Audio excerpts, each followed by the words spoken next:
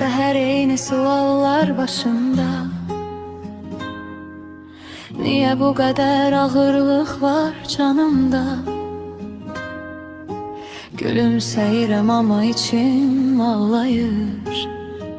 Ürəyim yorulub səssizcə dayanar. Hamı məndən güc gözləyir hər an.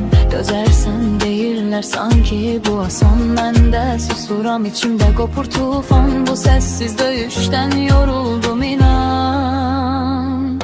Yoruldum, həyatdan yoruldum.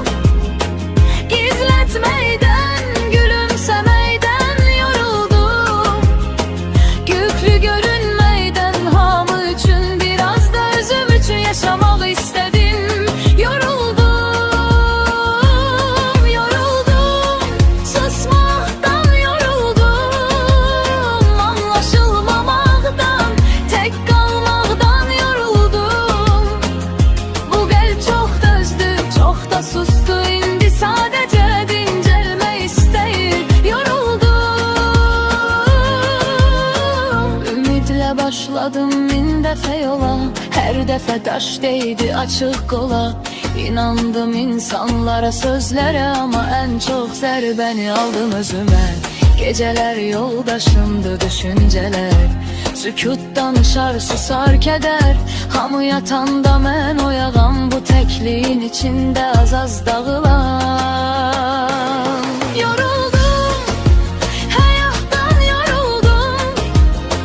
Gizlətməkdən, gülümsəməkdən yoruldum. Güklü görünməkdən, hamı üçün biraz da özüm üçün yaşamaq istədim. Yoruldum.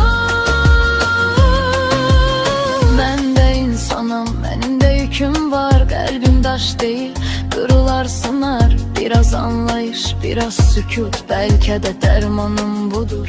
Unutma bunu, bir dəfə də kimsə desin dincəl. Bu həyat yarış deyil, biraz yavaş get gəl. Əlimdən tut, sadəcə dinlə məni. Bəlkə də bu sağaldar ürəyimi.